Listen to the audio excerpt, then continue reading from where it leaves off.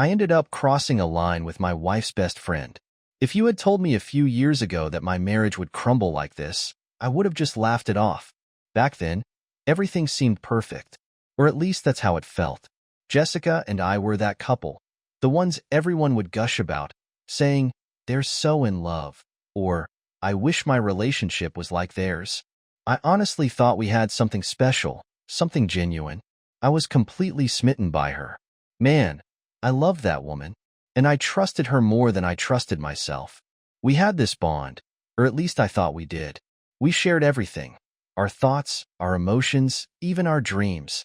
And it wasn't just about her being my wife. She was my best friend, too. We'd spend lazy Sundays binging on whatever show was trending, making jokes that no one else would understand. I can still remember how she'd laugh at my terrible jokes. But you know how life works. It's never the same forever. Things started to change when Jessica's best friend, Olivia, reappeared in the picture. Let me give you a better idea of who Olivia is. She's the kind of person who draws all the attention into her orbit, and not in the most charming way. She thrives in the spotlight, capturing people's eyes wherever she goes.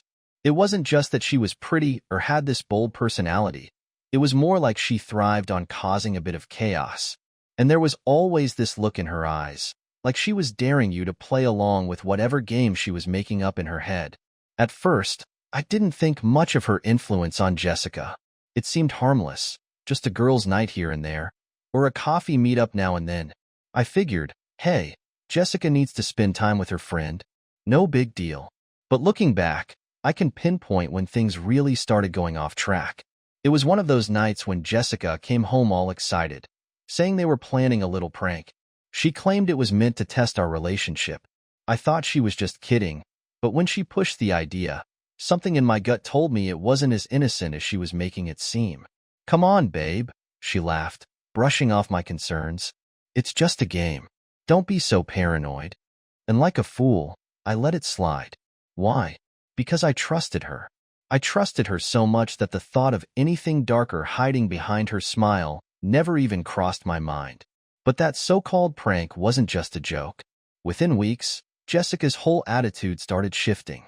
She began coming home later and later, always with an excuse that never felt quite right. "Oh, we went out for drinks after work," she'd say, her tone a little too casual. Or, "Olivia needed someone to talk to. She's going through a lot."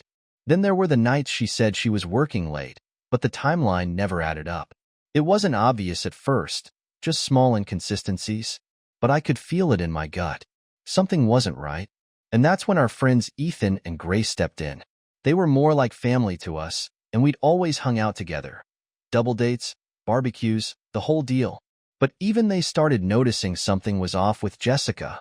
And let me tell you, when the people outside the relationship start seeing the changes, that's when you know it's not just in your head. Ethan, being the blunt guy he is, pulled me aside one night after dinner. "Man, something's off with Jessica," he said. "I mean, have you talked to her? I don't want to pry, but she's acting kinda different." But I was too deep in denial. I gave him the same excuse I'd been telling myself. "Nah, it's just work stress, or maybe something Olivia's dragging her into." But deep down, I didn't want to look any further. I didn't want to face the truth. So, I pushed it to the back of my mind, hoping it would just resolve itself. Funny thing is, it didn't.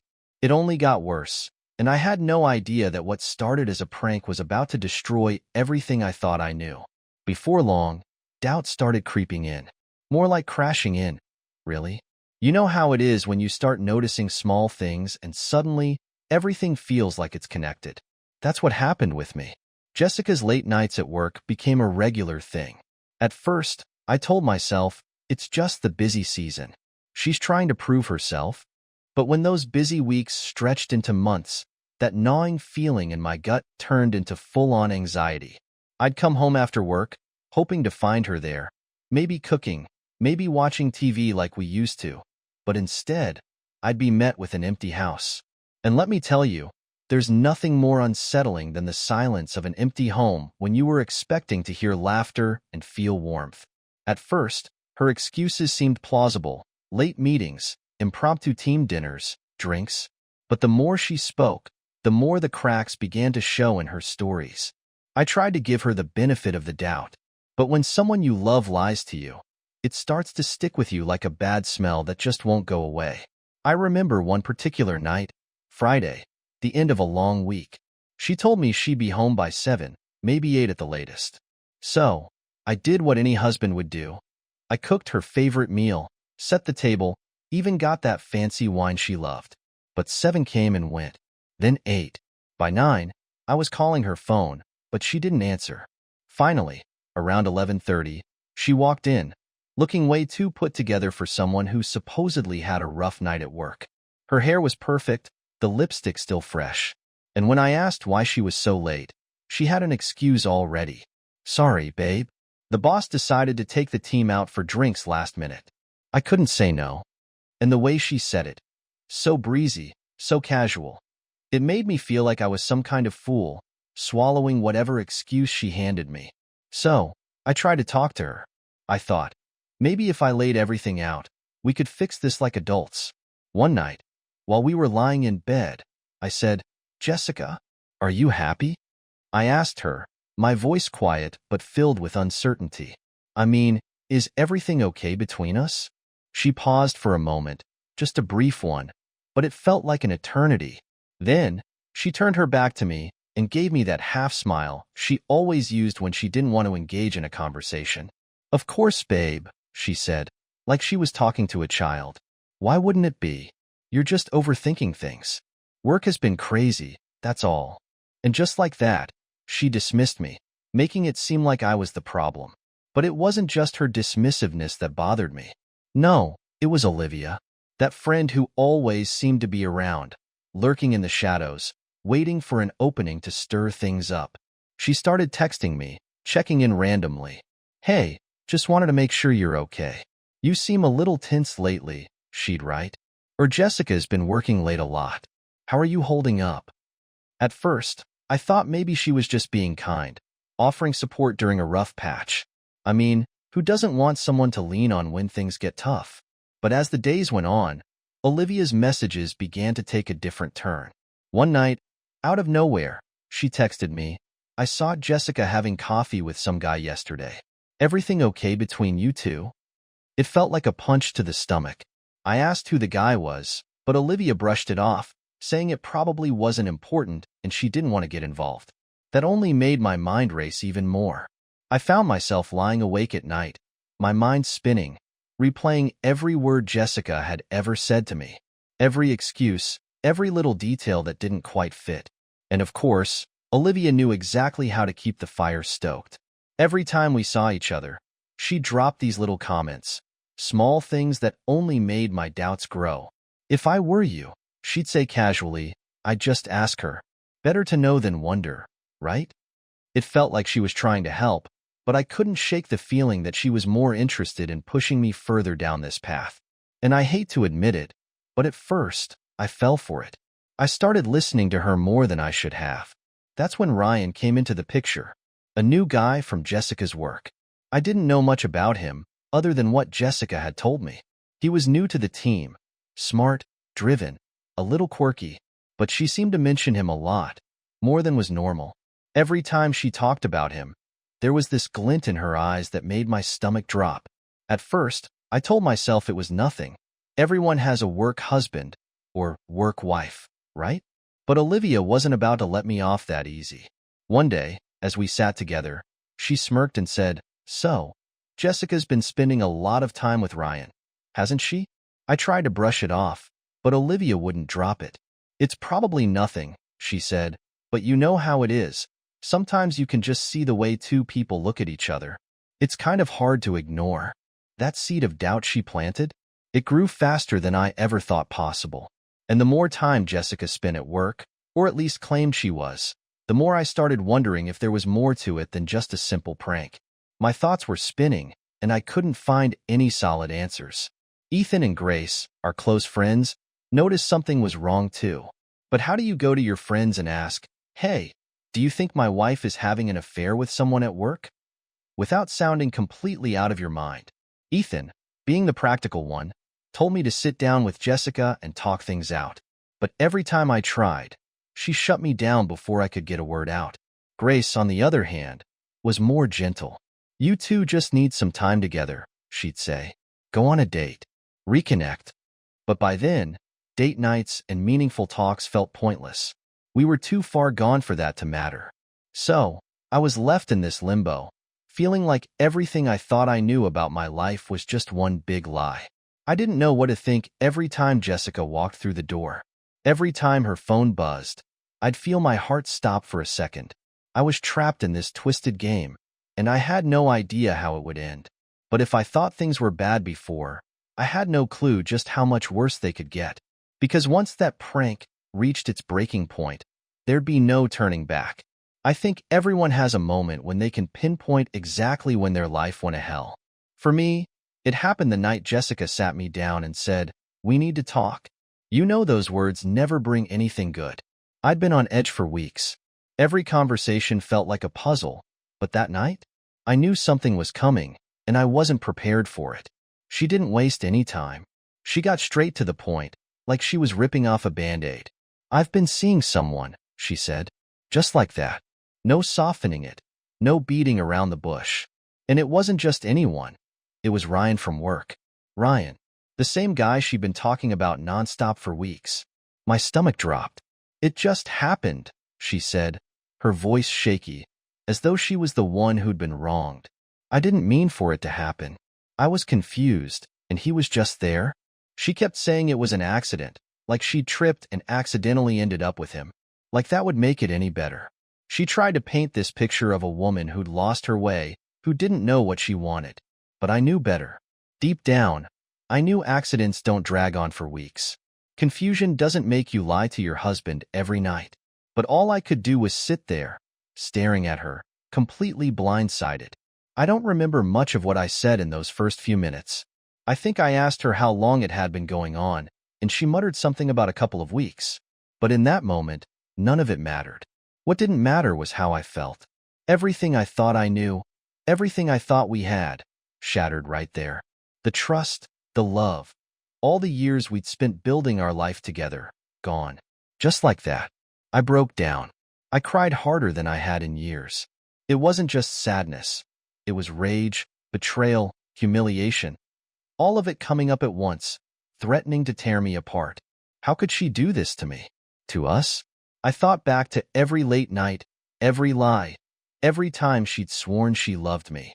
And like a fool, I still blamed myself. I asked her if I wasn't enough, if I had somehow pushed her into this. I begged her to explain how it happened, as if knowing every detail would fix the damage. But she just sat there, half-heartedly trying to calm me down, while clearly wishing she were anywhere but there. And then, of course, came Olivia. Always there. Always ready to swoop in when things fell apart. I'd barely processed what Jessica had just told me when my phone buzzed. "Hey, how are you doing?" Olivia's text popped up. It was like she knew. Maybe Jessica had told her already. Or maybe Olivia just had a sixth sense for chaos. Either way, I didn't even think before responding. I just needed someone, anyone, to tell me this wasn't happening. So, I messaged Olivia back, and before I even knew it, she was at my door, a bottle of whiskey in hand, that look on her face. The kind of look that said, "I get you better than anyone else ever could." And that's how I ended up sitting there with Olivia, pouring out everything to her, glass after glass of whiskey, sliding down my throat like water. She was playing her role perfectly. "I can't believe she'd do this to you," Olivia said, leaning in close, her hand on my shoulder. "You deserve so much better than this." At the time, I thought she was just being a good friend, someone who genuinely cared, but I couldn't see it for what it really was, her pushing me further down a dark path. I remember looking at her, feeling dizzy from the alcohol, and asking, "What am I supposed to do, Olivia? How do I even move on from all this?" She smiled at me, this smile that wasn't comforting, but knowing, like she had it all figured out. "You don't need to move on," she said. "You need to make her feel what you're feeling. You need to get even." That was it. That was the moment she planted the idea, the revenge, the payback that would balance the scales. Why should she get away with hurting you? Olivia's voice was low, almost like she was enticing me. "You know what they say, an eye for an eye." I tried to fight it at first. I told her that wasn't me, that I wasn't the kind of person who did that. But she just leaned in closer, her breath warm against my neck, and whispered, "Don't you want her to feel the same hurt you're feeling right now? Don't you want her to know what it's like to be betrayed?" And I wish I could say I walked away, but I didn't. I was broken, angry, vulnerable, and Olivia could see it. So we drank more, until my head was spinning, and all I could think about was getting revenge on Jessica. And Olivia? She was right there, egging me on, making sure I didn't stop. Before I knew it, we were in my bedroom, clothes flying off as if they didn't matter. It wasn't about wanting her. Not really.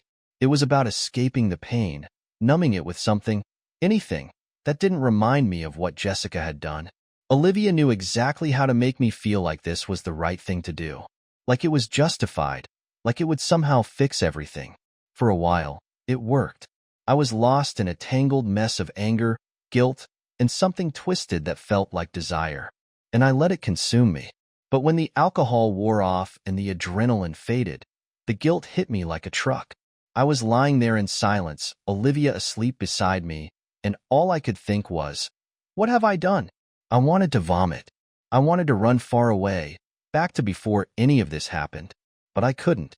The damage was done, and deep down, I knew Olivia wasn't going to keep this to herself.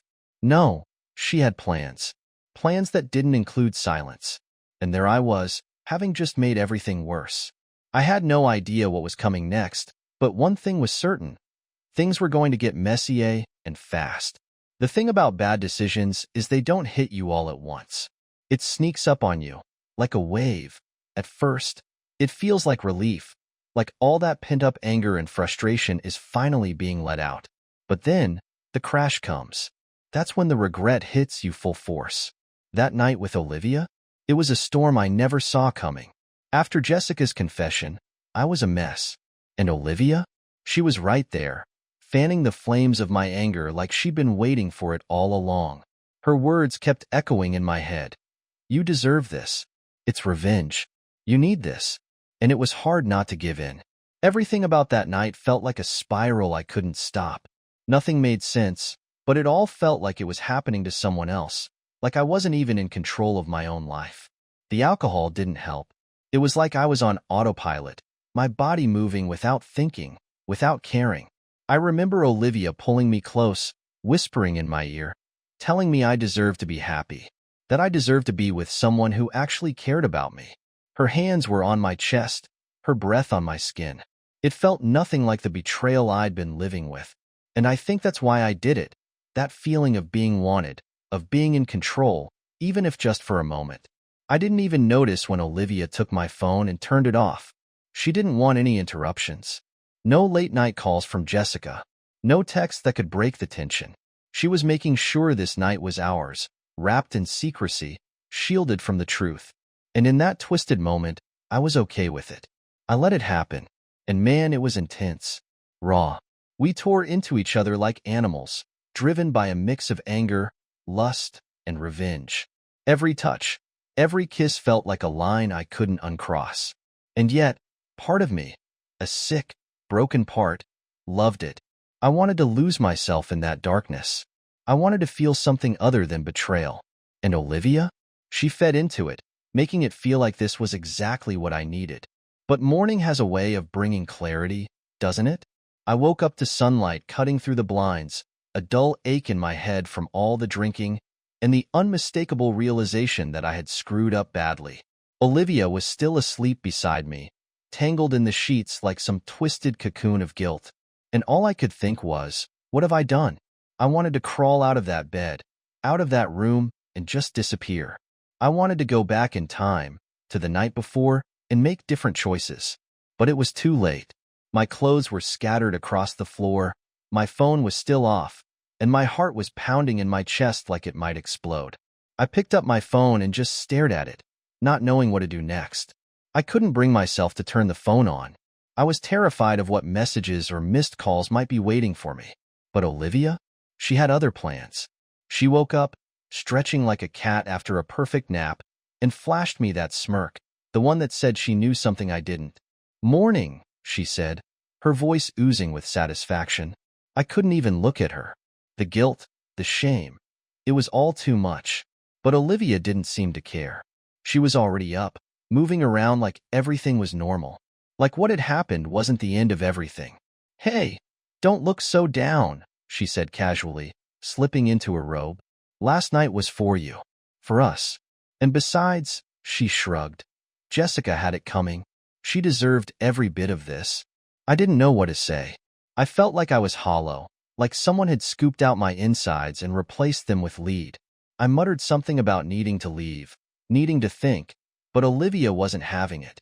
"Come on," she insisted, pulling me into the kitchen. "Let's have breakfast. We can talk about everything." "Talk about what?" I asked, not even sure I wanted to know the answer. Olivia gave me one of those looks, the kind that told me she was 3 steps ahead of me. "You don't think we're just going to let her walk away, do you?" she asked. "She broke your heart, and last night, you got a taste of payback. But trust me, this is just the beginning." That's when it hit me. Olivia wasn't just in this for me. She wasn't helping me. She was playing her own game, and I was just a pawn. I didn't know what her endgame was. Maybe she wanted to destroy Jessica. Maybe she wanted me for herself, or maybe she just thrived on the chaos. But whatever it was, I knew for sure. Last night wasn't staying a secret. Not if Olivia had anything to say about it. I sat there in silence, staring at the breakfast she had set out for me. Eggs, bacon, toast. Like nothing had changed. Like we were just 2 friends having breakfast. But we weren't. We just destroyed everything in our lives. And as much as I wanted to run, to leave it all behind, I couldn't. I was trapped in this mess, tangled in lies and guilt, and for the life of me, I didn't know how to get out. They say the truth will set you free, but they don't mention how much it'll tear you apart first. After that night with Olivia, I felt like I was carrying a loaded gun, just waiting for it to go off. But I never expected Olivia to pull the trigger herself. The day after our night of revenge, I was a wreck. I couldn't think straight. I couldn't eat. I couldn't even look at myself in the mirror. And just when I thought I might get a chance to collect my thoughts, Olivia decided it was time to blow the lid off our little secret. And she didn't do it gently. She didn't do it with any remorse. No, she did it like she was trying to ignite a firestorm. I was sitting at home, nursing a cold cup of coffee, when my phone buzzed. It was a text from Jessica. "We need to talk now." My heart sank. I just knew. Olivia had already gone to her. I called Jessica, but she didn't pick up. I texted. Nothing. An hour later, I heard her car pulling into the driveway like she was trying to tear up the pavement. The doors slammed open, and there she was, furious, her eyes bloodshot, shaking with rage like she was about to explode. "How could you?" she screamed, standing there, trembling with anger. "How the hell could you do this to me?" She threw a bag onto the floor, and for a second, I thought she might actually hit me. "I know everything," she spat, her voice cracking. "Olivia told me everything. About last night. You cheated on me." And that was the moment when everything I had been trying to hold together came crashing down. She knew. She knew about Olivia and me, and the way Olivia looked at me that night. The hate in her eyes was like nothing I'd ever seen before. But what really killed me was how she had the nerve to call me the cheater. "Oh, don't you dare act innocent," I shot back, my voice rising to meet hers. "You're the one who started all this. You're the one who screwed around with Ryan. Remember? You thought this whole thing was just a game." Just like that, we were off, shouting at each other, tearing apart whatever little bit of love we had left. I blamed her for everything. The lies, the betrayal, for dragging me into this hell. She blamed me for turning to Olivia, for taking things too far. As if what she did wasn't the worst thing in the world. We were both in pieces, yelling over each other, like 2 people who had completely forgotten they ever loved each other. And Olivia? She just sat back and watched it all unfold, like it was some show she couldn't wait to see. It wasn't long before Ethan and Grace showed up. They must have heard from Jessica the minute Olivia dropped the bomb. Suddenly, our living room felt like a war zone. Grace was trying to calm Jessica down, pulling her to the side, telling her to breathe. But Jessica wasn't having any of it. "Don't tell me to calm down," she shouted. "My husband slept with my best friend. How am I supposed to calm down?" Ethan came over to me, his face full of confusion. "Dude, what the hell is going on?" he asked, genuinely lost. "Is any of this true?" I could only nod, my head hung low, like I was some guilty dog caught in the act. "Yeah," I muttered. "It's all true." And then came the questions. The endless barrage of, "Why would you do this?" And, "What were you thinking?" But how could I explain it? How could I make sense of a situation that should have never happened in the first place? And as if things weren't chaotic enough, Ryan showed up. I don't know if Jessica called him or if Olivia had stirred things up further, but he was standing there before I even knew it. But there he was, standing in the doorway like the last person I ever wanted to see. "So this is how it is?" he said, trying to look innocent, like he wasn't a part of this whole mess. "You're just airing out all the dirty laundry now?" That was when everything really spiraled out of control. Jessica, completely unhinged, snapped at Ryan. "This is your fault too," she shouted, her voice breaking. "You're the one who dragged me into this, and now look where we are." But Ryan? He barely seemed to care. "I never promised you anything," he said flatly. "You made your choices. I made mine. That's how it works." The argument hit its peak, everyone shouting, accusations flying in every direction. Jessica was yelling at me, at Olivia, at Ryan, blaming everyone. Ethan tried to pull me aside, asking me to explain myself, while Grace was desperately trying to calm everyone down. And Olivia? She just sat there with a smug, self-satisfied grin, like this whole scene was her victory, like she was the only one who had come out unscathed. Finally, Jessica had enough. Through her tears, she looked at me and said, "I'm filing for divorce. I can't do this anymore. I won't." Just like that, she walked out, slamming the door behind her, leaving me standing there in the wreckage of what was once my life. I didn't try to stop her. There was no point. We were past the point of no return. And in that moment, I knew. I knew everything we had, the love, the trust, all those years together, was gone. We had burned it all down, and there was no coming back from it. Ethan and Grace left soon after, offering me those uncomfortable, pitying glances that people give when they don't know what to say. And Ryan? He disappeared as quickly as he had arrived, not even bothering to look back. But Olivia? She stayed. She stayed there, perched on my couch, looking at me like I was the last prize in a game she'd already won. "Well," she said, sounding almost amused, "that was quite a show." I couldn't even respond. I was too numb. I didn't want to look at her.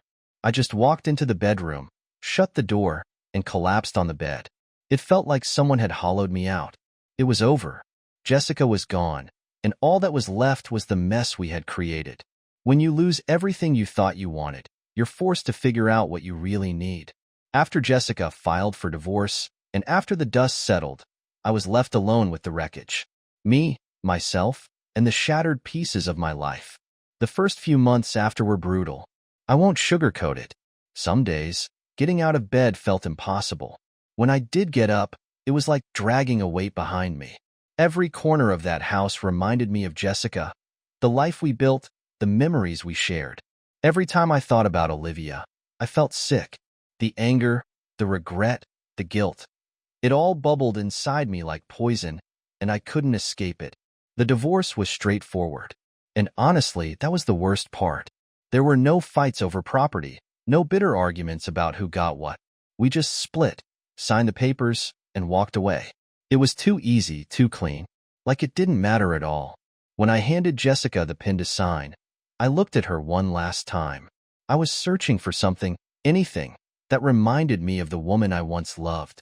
But there was nothing, just a stranger staring back at me, and I'm sure she felt the same about me. I wish I could say signing those papers brought me relief, that the weight would lift the second I put pen to paper, but it didn't. It took time, a long time, and it wasn't neat or simple. I went through all the stages, denial, anger, sadness, bitterness. But eventually, I started to pull myself back together. I moved out. The house had too many memories, too many ghosts. I rented a small, cheap apartment downtown. One of those places with thin walls and a view of a brick wall that had probably been there since the 80s. It wasn't much, but it was mine. For the first time in a long time, I felt like I had control. I could start over, without the constant weight of Jessica and Olivia hanging over me. Jessica and Olivia? Well, funny enough, after everything blew up, they had their own fallout. Jessica eventually figured out that Olivia had never been a real friend. All those years of pretending to care, it was just part of Olivia's twisted game. They cut ties, and just like that, Olivia was gone from both our lives. The last I heard, Olivia moved away, probably off to stir up more drama somewhere else. Good riddance. As for Jessica, I don't know what she's doing now, and honestly, I don't care. I blocked her on everything. I severed all contact. It was the only way I could heal.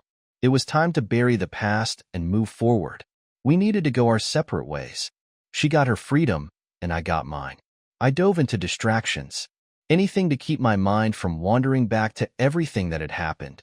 I started working out, joined a gym, and for the first time in years, I actually felt good about myself. I picked up an old guitar that had been collecting dust and started learning how to play again, pouring hours into it until my fingers were sore. It helped.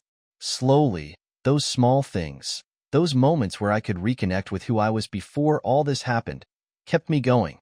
I also started reconnecting with friends, those I had pushed away when I was consumed by my marriage. I went out more, met new people, laughed again. It wasn't easy. There were setbacks, nights where I couldn't stop thinking about what I had lost. But each day, it got a little easier, a little less painful, and eventually, the grip of all that regret started to loosen. There's a strange kind of freedom when you hit rock bottom. Once you've lost everything, there's nothing left to fear. And as much as I hated everything that happened, what Jessica did, what I did, what Olivia did, I learned from it. I learned that people aren't always who you think they are. That trust is fragile. That revenge only leaves you more broken than when you started. Looking back, I can see how everything fell apart. It was like a series of small, careless choices, each one adding up to this disaster. One wrong step, one lie, and everything came crashing down. Maybe it was inevitable. Maybe we were always headed in this direction. Or maybe, if I had just trusted my instincts earlier, if I had seen through all the lies, things could have been different. But that's life, right? A series of what-ifs. The one thing I can take away from all of this? Honesty matters. With the people in your life. And most importantly, with yourself. I think back to when Jessica first mentioned her prank. When Olivia whispered in my ear, and my gut screamed at me that something was off. But I didn't listen. I didn't trust myself. And that's the lesson. Trust your instincts. Be honest with yourself, because if you're not, you'll end up hurting more than you could ever imagine. So yeah, that's my story. It wasn't easy to live through, and it's sure as hell not easy to talk about. But I came out of it stronger, wiser, and with a sense of peace I never thought I'd find. I moved on. I found new passions, new reasons to get up every day. And for the first time, I'm living on my own terms. No more games. No more lies. Just me, figuring it out one day at a time. And Jessica? Olivia? They're just chapters in a book I'm finally ready to close.